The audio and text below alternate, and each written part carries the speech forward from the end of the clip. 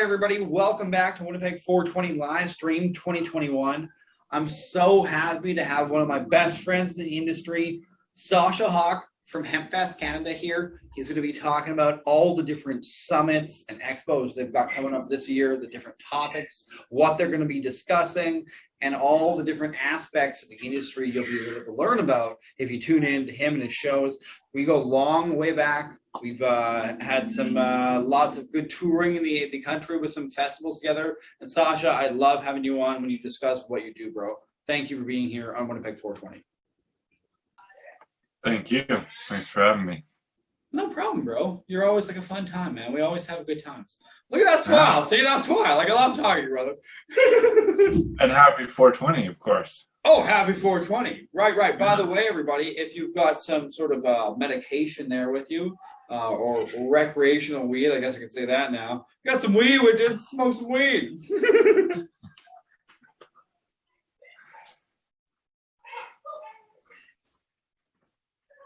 Happy 420, Sacha.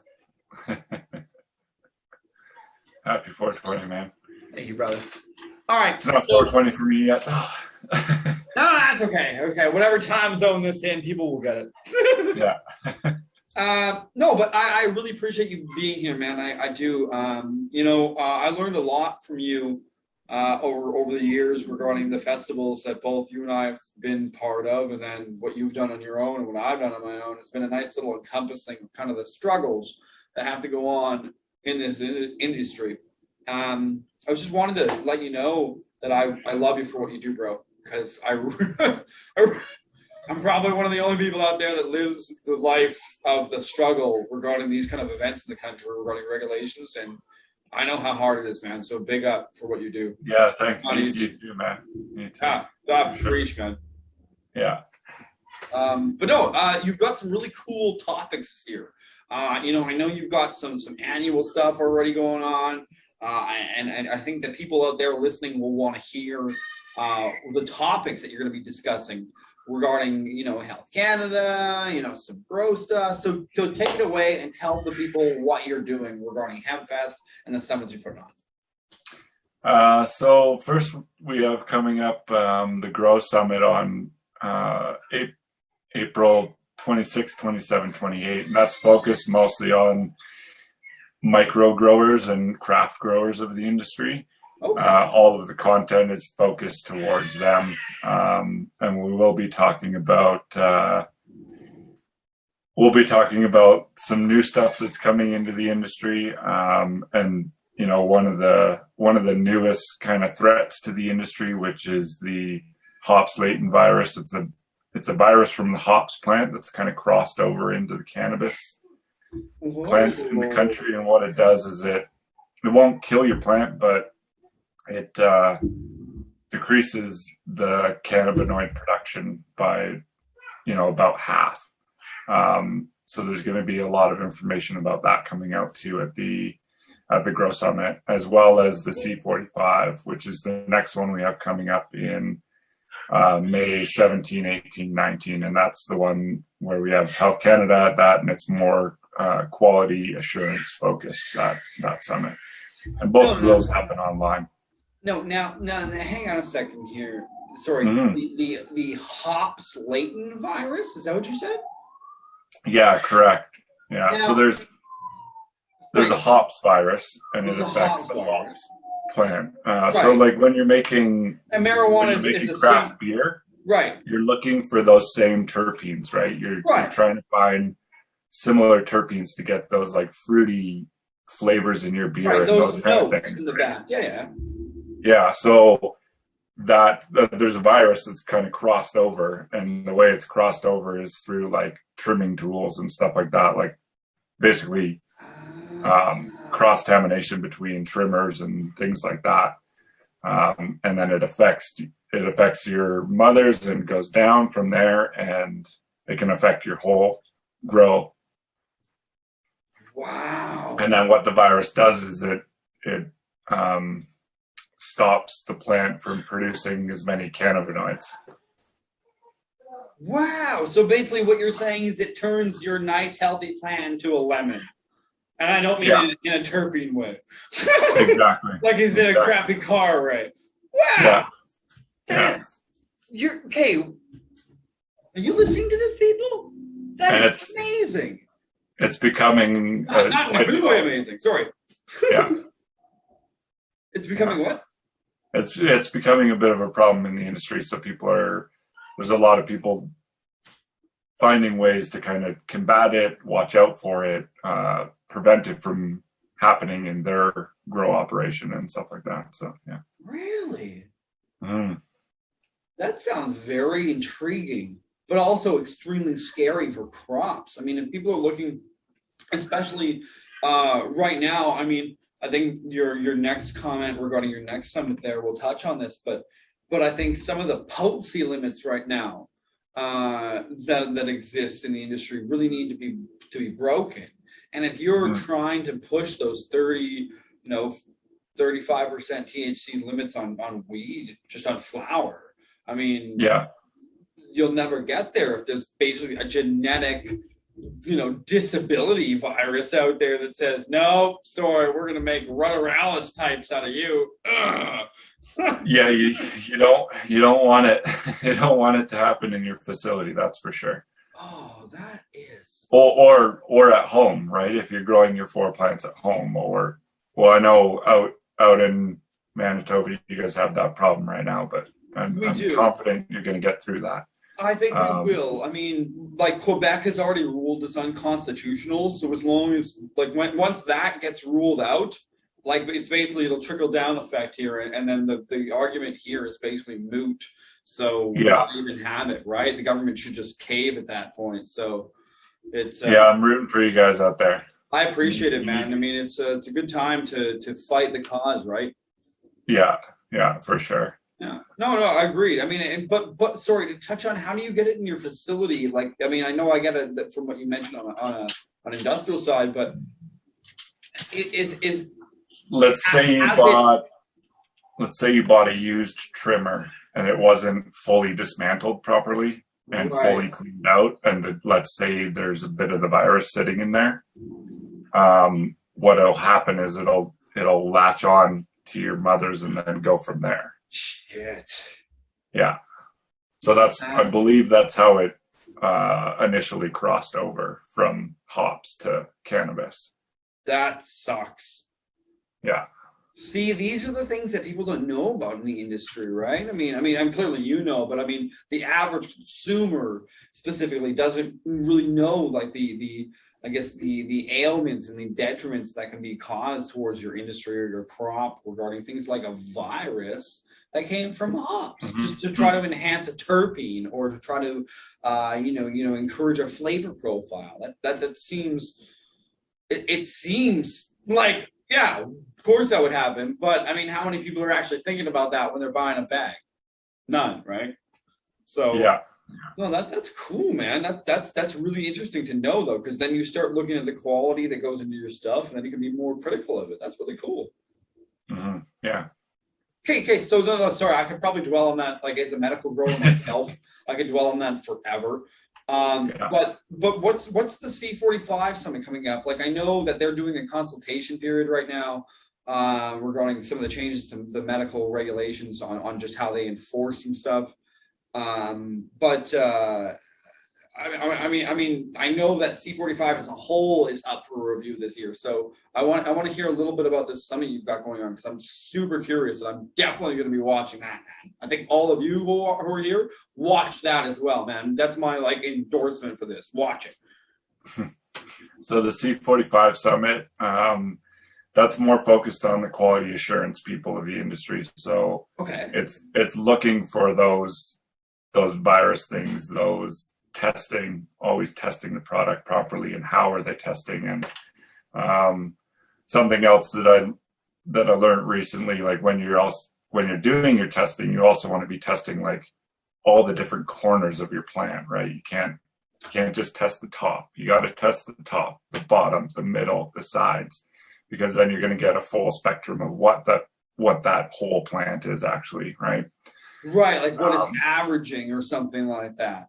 Yeah, because the plant's going to have different production levels Right. from the bottom to the top, so on and so forth, right? So there's a lot of methodology around like how are you testing and all those kind of things. So C45 Summit kind of focuses on getting that piece of the industry right. And then obviously Health Canada's there. They're going to be doing their piece this year. They're going to be doing the top 10 things that they find in their virtual inspections. So when they're doing a virtual inspection of one of the facilities in Canada, they're going to tell us what are the top 10 things they're finding, so that other producers can look out for those and know how to not have those come up in their inspections, right? So more industry focused on that one, but definitely a lot of interesting stuff still coming out of there. No, there's a lot regarding like that side of the industry that I think, again, not a lot of people know about, who, unless you're submersed in this culture. Like, I mean, the initial phase of growers was the majority of these big corporations with these ginormous facilities, and then these big aspirations and stuff. But now you've got these little micro growers. I know, there's a couple here in Manitoba. There's a guy called the Grump Weed Company. He's a little guy out of Minnesota. There's a family up at Neepawa. I think they're Silver Springs Cannabis. And then there's also Prairie Trichome Cannabis, one of our other guests today. That they've got their little micro grow up there. So yeah, it's really, I mean, that's 3 in Manitoba just off the top of my head. So it must be a nice little industry blooming. Well, and I really think the industry is going to change quite quickly once Farmgate comes. I don't know exactly when that's going to be approved, but I'm pretty sure it's going to go through. I'm sorry, can you touch on what Farmgate is? So Farmgate is when you can go to the grower and buy weed, right? So you can actually go to where they're growing it. So you go to your craft grower that's in your town. You can go to your craft grower and you can actually buy from them, same as you could at like from your local distillery or brewery or whatever. Yeah, like a micro distillery and micro brewery, same thing, right? Now is that something that's based on like a legislation or a challenge court? Like it's a legislation thing, yeah. Ooh, yeah. Cool. So cool. I believe I know there's a lot of associations trying to change that. I believe it is going to happen. I just don't know exactly when. But that's probably the most exciting thing that I can think of in the industry, because I think it's really going to change it, and we're going to be able to shop locally. And not only that, the big problem with not shopping locally is they treat cannabis like it's not a fresh product, right? They treat it like it's booze. Right. And it goes and it sits in a warehouse. It sits there for months, and then it goes to the shop, and then you can buy it from the shop. And that's why we end up having weed that's dry as a popcorn fire. I know some of it's been shelved like a year ago. Yeah. So you're like, so this way you're going to be able to go straight to your local grower and be like, hey, what's the freshest thing you got? And they'll be like, oh, we just trimmed this like the other day. Oh, dope, right? dope. That sounds so cool. So I'm really excited. That's a farm to table thing. I love that. Yeah. That's so cool. No, that's ideally, right? Because then you can, I mean, it's building that gap between big corporations and small individuals to be able to succeed at the same level, right? So if I know that some local guy grows great weed and I would rather just go to him rather than buy from some Walmart-esque store, right? I would rather go to some local, guy who's going to grow it locally and have a nice crop that I'm like, I know where it was grown. I know the people grew it or whatever the case might be. I love that flavor. Well, that's really cool. I really hope that happens. That would be so well. And with COVID, I think we're all realizing that we've been distancing ourselves more and more from community, right? And now I think we're all realizing that community is a big deal towards your mental health and the mental health of your community, right? So I mean, being able to know your grower and having a relationship there and all those kind of things, I think that also speaks for itself. And yeah, I'm just really excited about that part when it comes. Who knows when? When it comes, I mean, there's the progress that has to happen, right? But people like me and you know, we know that the hard work that has to go into it, right? And as long as we keep pushing and we develop that social change post legalization to make the realities of the flaws in the system known, like on a wide basis, then we will reach those hurdles, man. We will get over them, and we will be a successful industry as a whole. Yeah, for sure. Man, I love talking, bro. What's going on with Hempfest? I know that there's a lot of you know, hoopla or whatever, you know, out of date word I can use to make myself seem older than I really am. But no, for real. Like, what is going on with Hempfest? I would love to be out there if it goes on, and I want you to tell people what Hempfest is like and what's going to go on for this year. Hopefully, because of COVID. Hopefully, yeah. If us here, in September we'll be in Calgary. So, and we're kind of reinventing the whole thing as well, because we'll be at Canada Olympic Park and we have cannabis consumption permitted. So as soon as you walk in the gates of the event, you can spark up a joint. You can't do it in the parking lot though. You have to be in the event. That's all we ask. And that's an indoor-outdoor venue, so I think that'll be a really great event, and we're going to model it more like a festival. So we're finally at that stage in the industry where we're getting clearance from our venues, clearance from the cities to be able to, you know, consume cannabis on the event grounds. So I think that's a really great step forward, and we've been waiting for it since we started the company 6 years ago. 100%, man. Yeah, so we've always been waiting for this, and now finally we have clearance from everybody to do it. And we had it last year, but obviously we had to close down because of COVID. So hopefully we're going to be able to get that one to go through this year. Yeah. Oh man, that's so cool. Because I know, I know how cool like the events that you threw, you know, across the country pre-legalization. I know how kick-ass those were, man. Those were some of my funnest. That's not even a great word. Those were my most enjoyable times of probably my cannabis industry days, was being in those events, talking with you guys, meeting the staff, and going to different cities and meeting all these different vendors in the industry who wanted to succeed, who wanted to be part of this blossoming opportunity, right? And I think that, you know, pandemic is, you know, kind of kicked us in a little bit, but it's also given us an opportunity to kind of, you know, do a melding of like pre and post legalization events, where we kind of get a little bit of a lull time to do this online thing where we wait for, like, you know, certain little hurdles to kind of get out of our way. And then once they're out of the way, it'll be a kick-ass event going forward. And I know you guys already got this going down last year. This year, it's going to be so amazing. I can't wait to see it.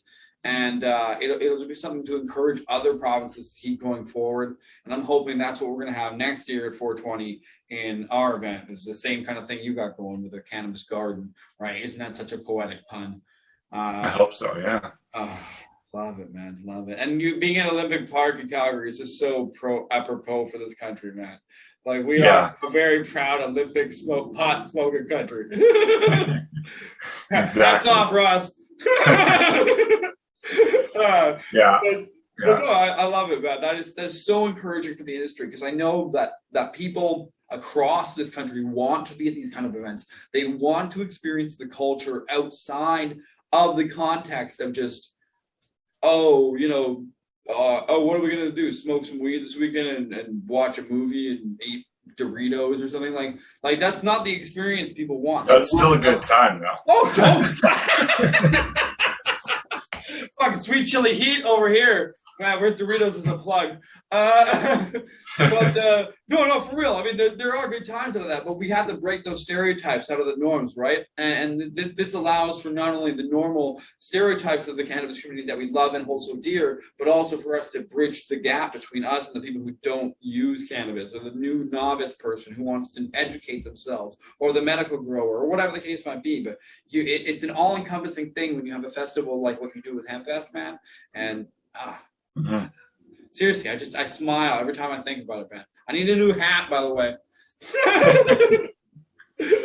Well, I think I have a few left. All right, brother, cool. we haven't stocked up in a while, but that's dope, man. I wear mine proudly, bro. Proudly. Thank you. Yeah. No problem, man. No problem. Awesome. I know that I love talking to you, man. We could always chat forever, but I just wanted to run it short here quick because I know we got a busy day. But how do people get in touch with your expos, with Hempfest, with the summits? How do they get in contact with you, man? Social media, whatever. Everything's at hempfestcanada.com. Yeah, hempfestcanada.com. Yeah. All right. Is that links to everything are there. Okay, no, that's good. It's good. Is that your manager I hear in the background? That's my daughter and my wife, and it's bath time, I think. Oh, right on, man. Yeah, bath time.